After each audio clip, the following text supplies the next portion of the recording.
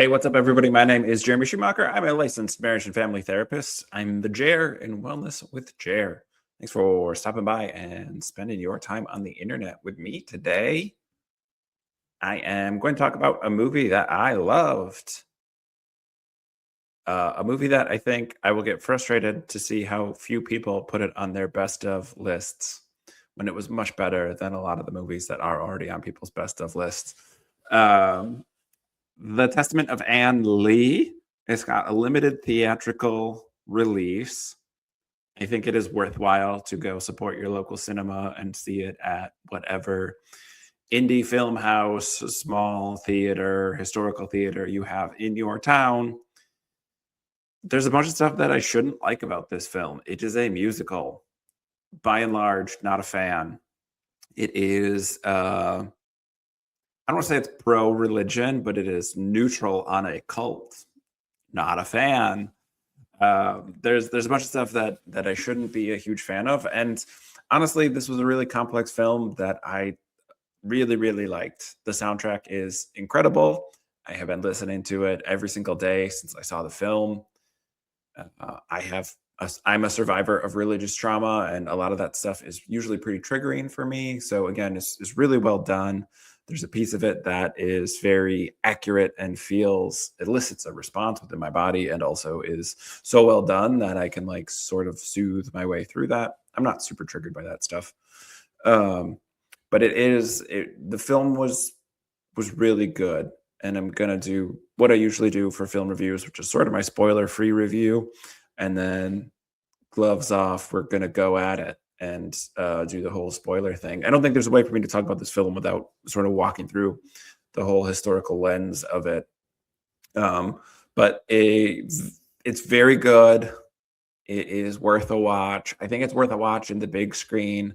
The choreography, the cinematography is all really good and probably worth it. It's not Star Wars, it's not big explosions. Although I will say there are some more destructive scenes in the film. But it's probably worth it in a big screen. Again, it was really well done. It's a very well-made movie. This is from, I don't want to get it wrong.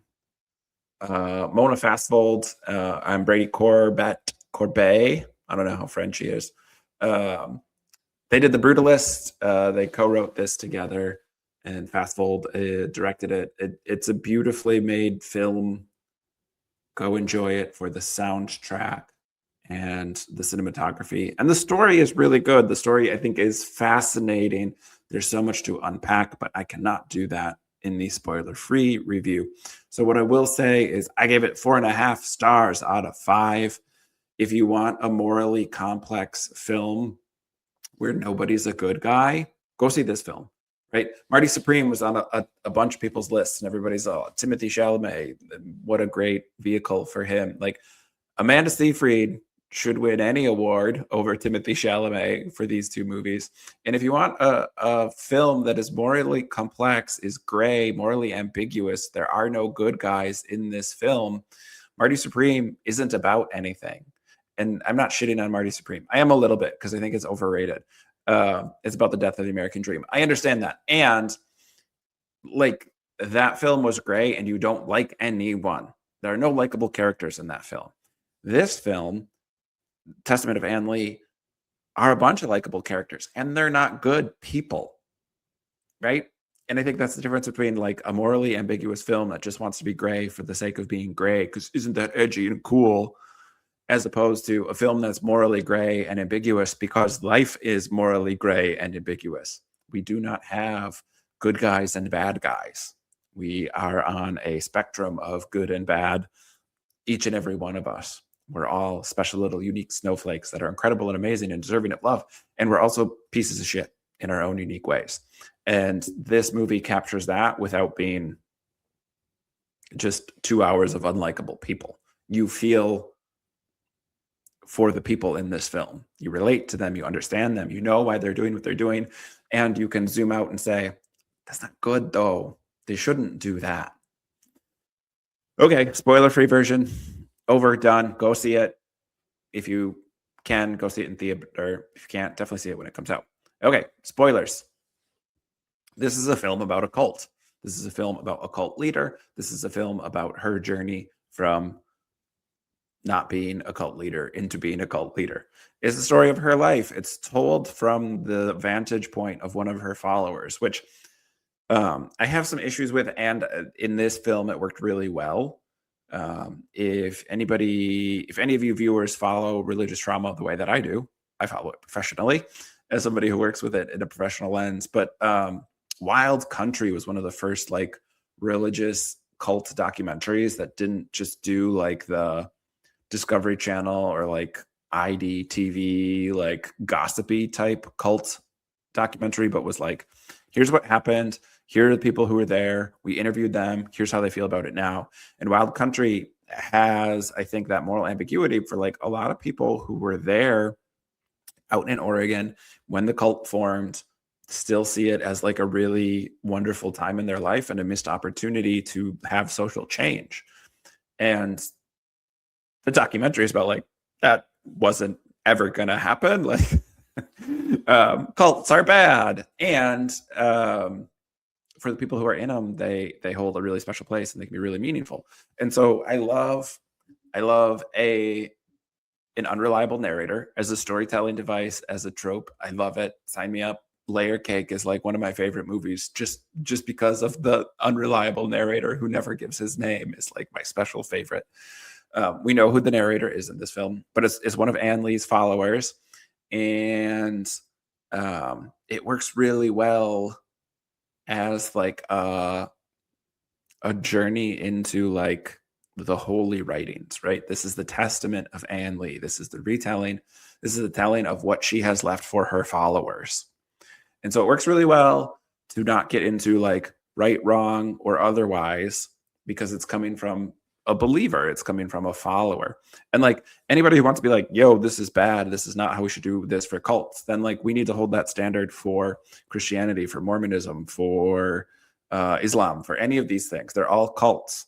Just because they're more popular cults or more mainstream cults doesn't mean they're not cults. Doesn't mean we shouldn't call out the historical inaccuracies of their leaders and how many prophecies have failed. Right. So this is a tiny cult, and they're doing the same storytelling that they would do for the 10 Commandments, for modern Christianity.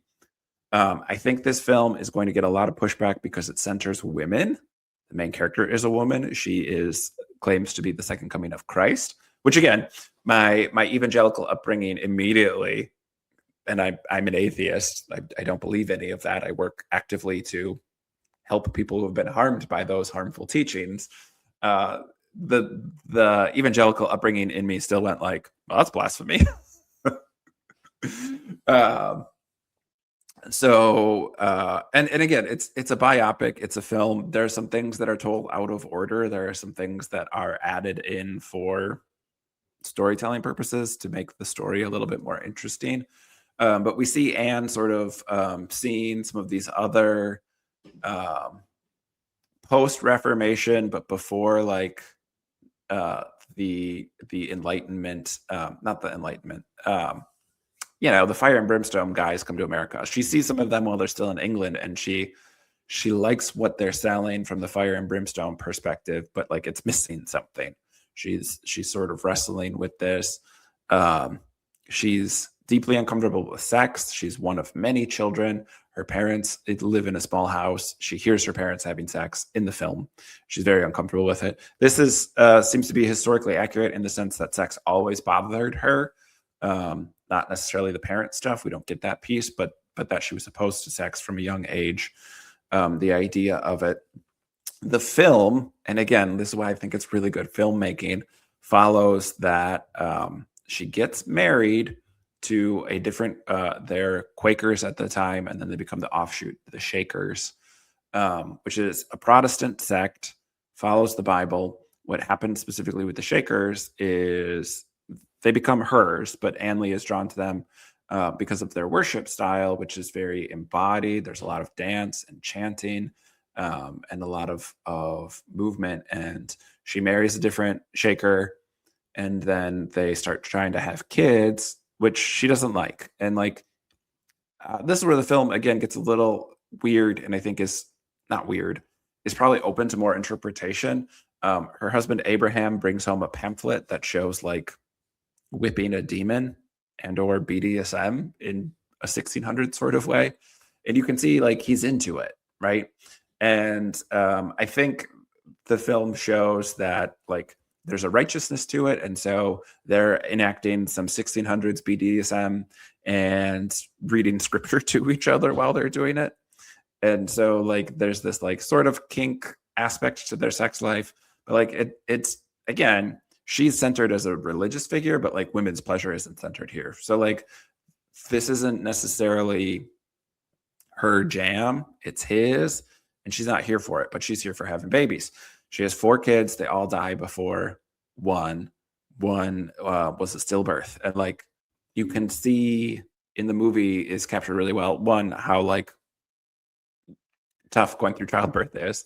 And then two, like just each loss hits her harder and harder. The devastation sort of grows as she is unable to do this. And she continues to then resent her husband and sex more and more. So she's opposed to sex. She gets this vision of a snake with sex. And you can see where she builds her religion from her lived experience.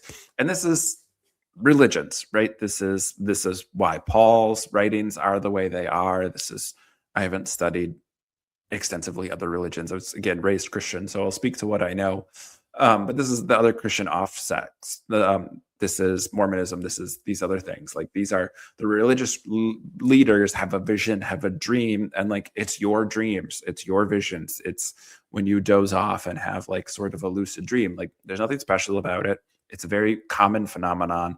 Most of us don't have the ego and just the ability to assume that our weird sort of subconscious thinking is worth writing down and making other people follow us for it. But religious folks do, and that's a weird quirk of them, and that's why those religions are cults. But so she has these visions, and you can see her deterioration leads to what eventually becomes the testament, the scriptures, the teachings that the Shakers are going to follow because of her. And it is she goes to the infirmary. She's considered mentally unwell, and in the infirmary, somebody says to her, one of her friends says to her, like, we don't have sex other than to have kids because I don't like sex either. And like you sort of see the religion be built that way. But there's like an ecstatic and ecstasy to the way that they worship, they sing, they dance. They're very embodied, except for sex. And again, the psychologist in me is like, right, she's the villain in this story because teaching people to not have sex and teaching them that their bodies are wrong and sinful, and teaching people that the only way that they can let their bodies rest is through an excessive amount of work. Like, yo, just have an orgasm and then you'll be in rest. Like that's how your nervous system is supposed to work.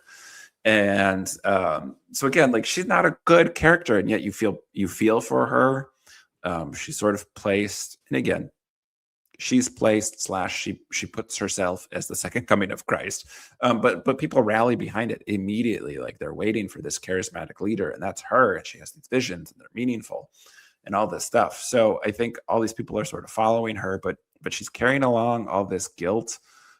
She's carrying along all of this grief from her own losses, her own traumas, and there's nowhere to go. And so she dances it out, she sings it out, she does manual labor to get it out, and she builds this religion around her experience of unresolved grief. And it's so understandable. It's very human. It makes sense. You feel for her. She's a bad character. She's a bad person. She did a bad thing. She started a cult and made a bunch of people follow her away from their natural inclinations. And like, that's bad. And you can understand how she got there, why this was comforting and calming for her, specifically the, again, like overwhelming arrogance to assume that because this makes you feel good, it must make other people feel good. And that's what religion is. Again, that's the problem of organized religion. That's why mainstream Christianity is as much of a cult as the Shakers were a cult. The idea that it must be this way or else is the organizing principle of organized religion, in group out group dynamics. Um, but at the time in England, again, there's a way to be religious and a way to not be religious. There's some persecution there, so they're going to go to the New World, right?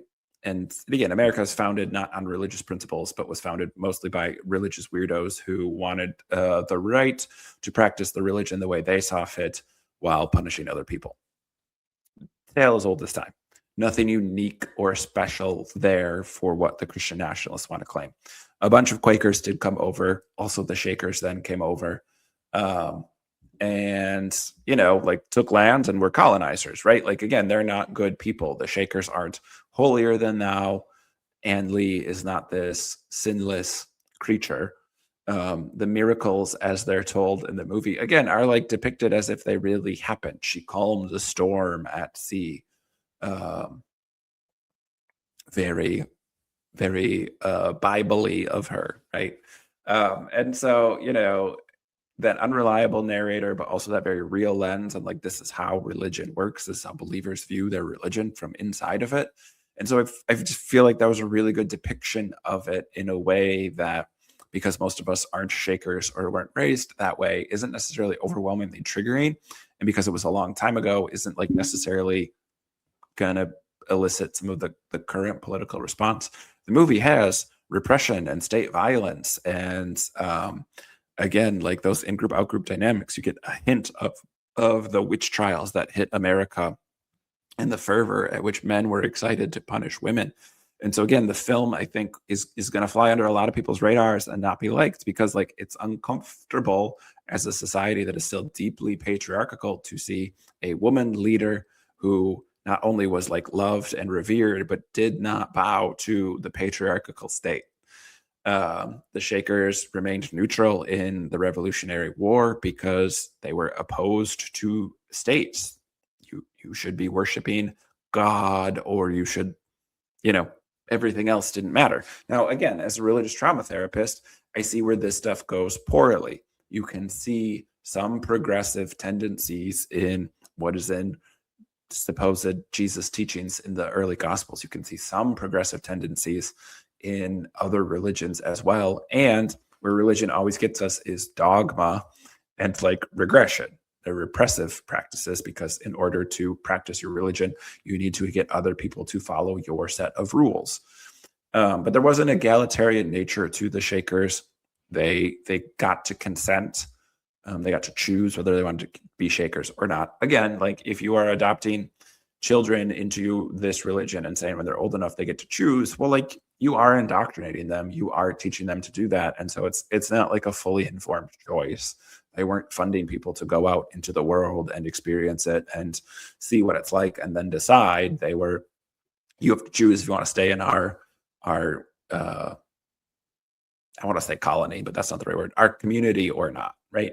And so it's not an informed decision, it's a coerced decision. There are control things here, which again is like, as you're feeling for this community, as you're excited to see them grow, to find themselves, blah, blah, blah, like, because it's told from inside the group's perspective, that feels good. They're putting up barns and they're building this community, and it's music that makes you want to put up a barn. Again, the music in this movie is phenomenal. And also, like, it's all bad. This is the cult. They're coercing people, they're controlling their lives and telling them they'll get an eternal reward, which is not real. And so it's all very coercive. It's all very bad. Again, it's bad characters. Cults are bad. And so the idea of being able to see it from the inside, and we see again, there's pressure to side with either the British or the new colonies. There's pressure to change her teachings because people think she's a witch. There's pressure to shift away from their teachings, and they don't. They learn from indigenous peoples here. It does seem like they steal their land, which again, whether they were egalitarian about that or they were just colonizers, doesn't really change the fact that they were part of like the colonizing of America, even if that wasn't their intention. And so like throughout, they're better than other aspects of the culture at the time, and they're still doing harm. And like, I don't know, that's religion in a nutshell. That's one of the ways you can put religion in a nutshell. Like perhaps doing more good than other aspects of culture and overall still doing harm. And ultimately we need to stop giving religion a pass for like doing the bare minimum around charity work while they hoard wealth and buy up land and are a tax shelter for pedophiles. Like the idea that just because they're better than some other forms of culture doesn't mean they're good.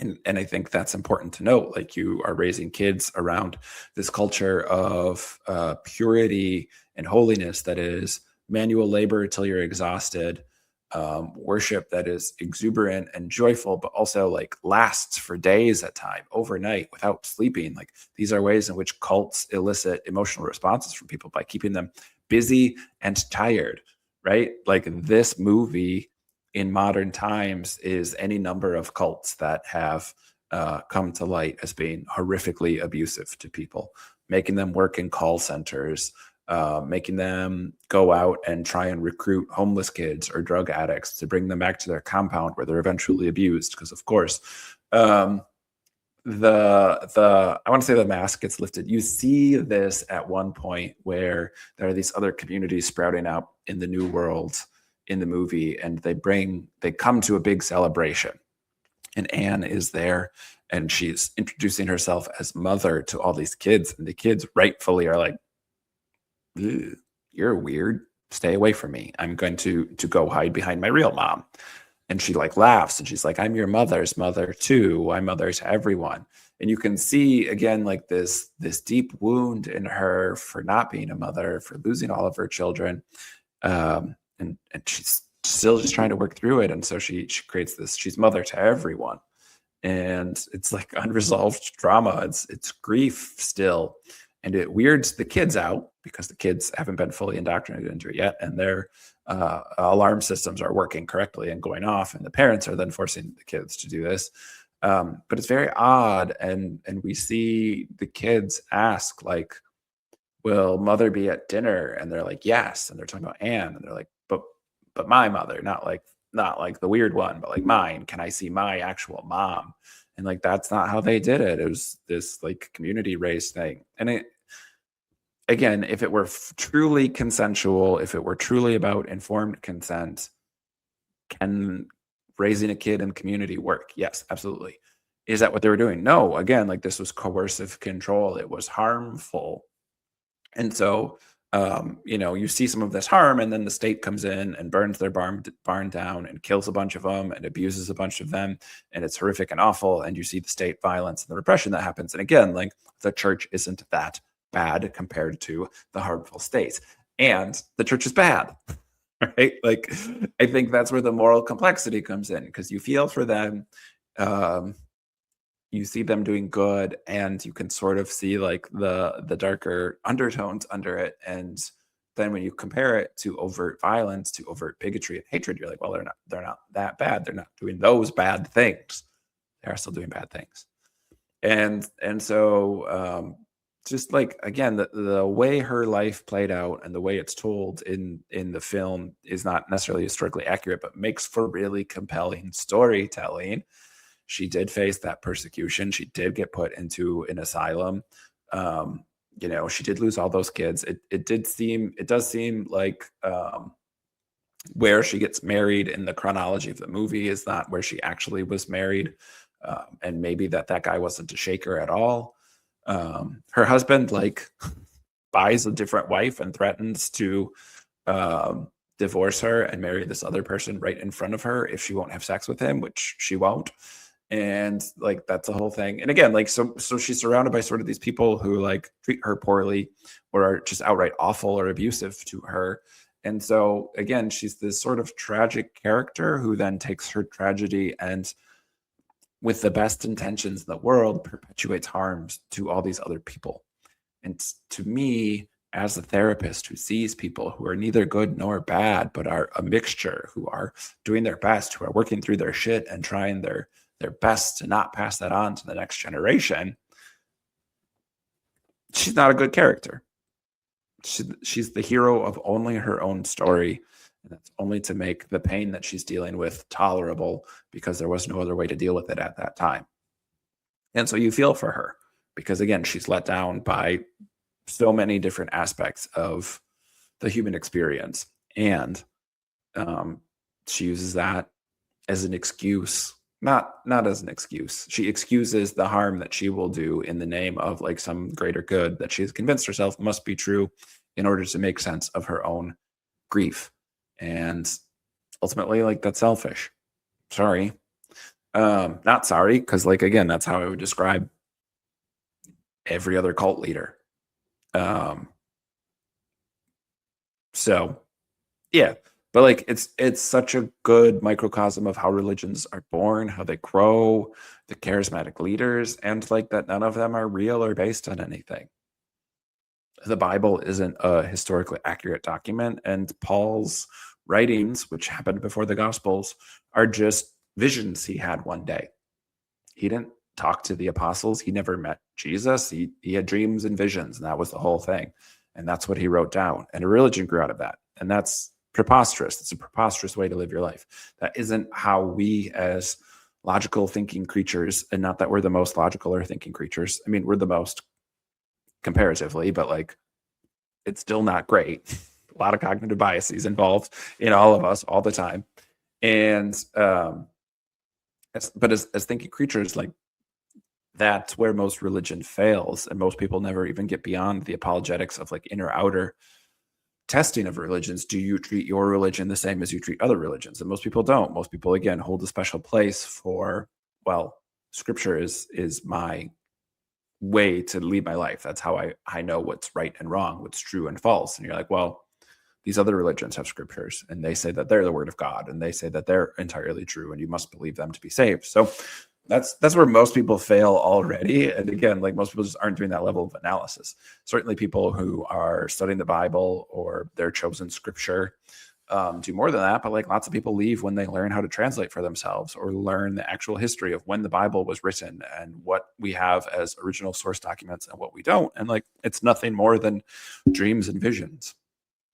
And for the Old Testament, like it's been changed and edited and all this stuff. And for the New Testament, it's published out of order to make it a coherent story in a way that it never was. And so, and we also don't have original texts for the most part there. So the idea that like, what a weird thing to say, you know, the Shakers teaching was God created man, God created humans in his image. Since they're both women and men, Jesus' second coming must be as a woman because in his image, and therefore, and like again, that's almost clever. I can almost appreciate the cleverness of it, other than like it's not based on anything, and that's silly. You're just making it have to make sense. Um, and that's like how prophecy works. That's how these things work. Is they're vague enough to not be particularly provable false. And we do see some end times preachers in the movie who join Ann Lee because their prophecies failed. Their assumption of an end times didn't happen.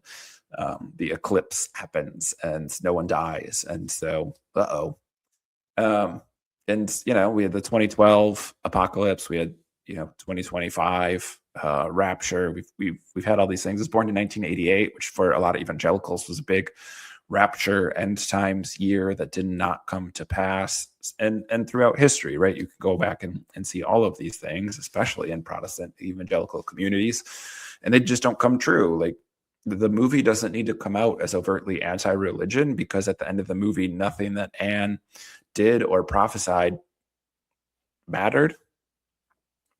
I stay throughout the credits. The credits show how big each community, Shaker community, got, and like is no more, right? Like there are some Quakers. There's a Friends meeting place, what they call it, Quaker meeting house here in the city of Milwaukee.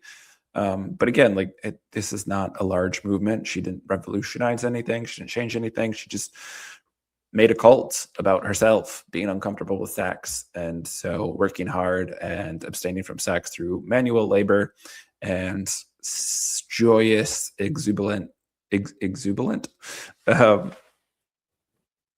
joyous, exuberant exertion of praise and worship and staying up too late so that you eventually crash and go to sleep. Um, or, just do what is natural to mammals and have an orgasm and let your system reset that way. It's much healthier, far more sustainable. So I'm a fan of dance. Again, like have your embodied movement. I'm not opposed to manual labor. I also was just like throughout the movie, like just had ADHD, right? Like these are the people who, um, these are the neurodivergent people from back in the day who like adopt a bunch of skills. They learned woodworking and all these things from the indigenous cultures surrounding them and how survival techniques. And it's like, yeah, they just picked up a lot of this stuff because they're neurodivergent, and manual labor and keeping weird sleeping hours like shouts ADHD before that was a diagnosable thing. Like neurodivergence has always been here. Um, I don't know about the visions part. And again, like it's just misogyny throughout. Um, so yeah, I mean, I think the film was really, really good. It's all these complex things without being like preachy. It's not trying to convert you to being a shaker. Um, you can't. They're not around anymore. But also, we see Anne's grief when her brother dies. We see sort of her slow decline. She died at 48. Like the movie sort of shows like her aging, and you're like, oh, and then she's an old woman. Nope, didn't even hit 50. Lived a hard life, died young. Um, and like, yeah,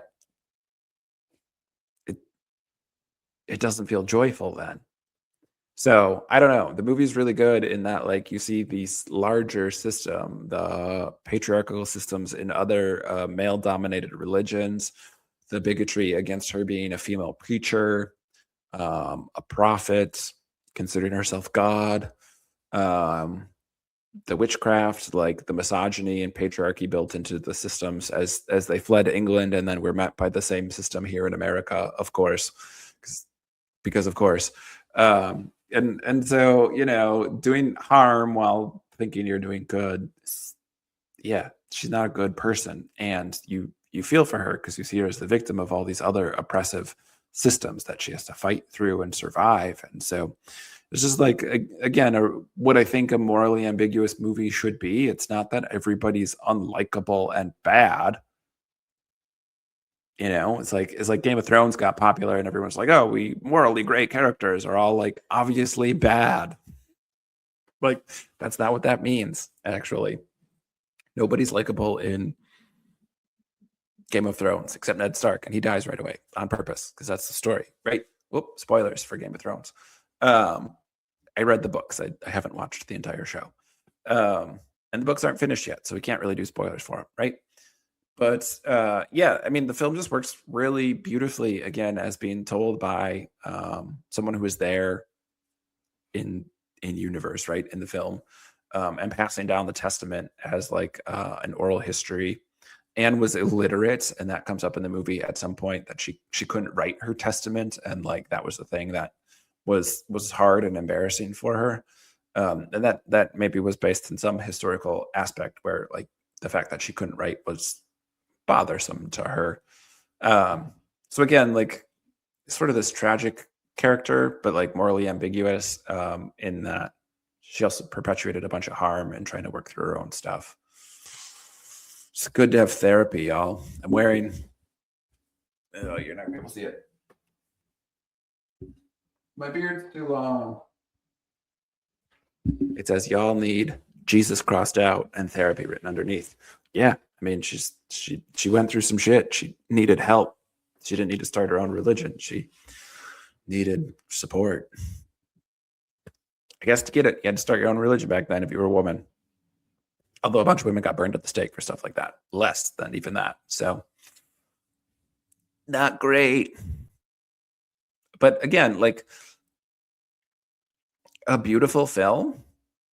Like you get caught up in them building their community. You get caught up in them surviving the passage across the ocean. You're happy to see her like stand up for herself and say like, get over your bigotry of needing a man to be the pastor. I know this better than any man. And like, there are all these things where you're like, not rooting for her, but appreciative of what she's doing. And then again, she's harming a bunch of people. It was a lovely film. Again, choreographed and the music is all really good. I've still been listening to the soundtrack. So like it's just really well done. I think a bunch of other movies are going to get a lot of acclaim and more awards than this one, and this one did what they were trying to do better. That's my movie snob opinion, that this was a great film for morally ambiguous characters, an original story, told in an original way. It just worked really well. So go see it. And when people want to have a male centric, morally ambiguous version of a movie where it's just a bunch of dudes being awful, um, show them this movie instead. Testament of Anne Lee. Very, very good film. Really enjoyed it. Go see it. Support your local cinema. Amanda Seyfried should win a ton of awards for this. I don't know if she will. Technically came out in 2025, but early, wider release outside of the film festival circuit in 2026. And again, I just don't think it's at that many places. I just happened to go see films like this because Milwaukee has a good indie film circuit where we can see films like this in the theater. So find a way to see it whenever it comes out on streaming. I guess see it then if you can't find it in theater, but it's worth it to go see it in theater. It's a beautiful film and a fascinating story told in a fascinating way with complex issues. All right, y'all. That's what I got for you. I probably will do a review of Marty Supreme. I'm like hedging it because I didn't like it as much as everybody else. So maybe I'll do a review of it and why I didn't like it. It's gonna be hard to not compare and contrast this, but and One Better Left Another, which is a very different film, much better than Marty Supreme, but again, like the moral ambiguity around some of it. Anyway, I have some other movies to review, obviously, and things that will be coming up. Still working my way through Sopranos, so those reviews will keep coming, and I'll get back to doing song reviews at some point because those are usually quick and easy. So if you want me to talk about something, drop down in the comments and let me know. Peace. Take care of yourself. Take care of somebody else.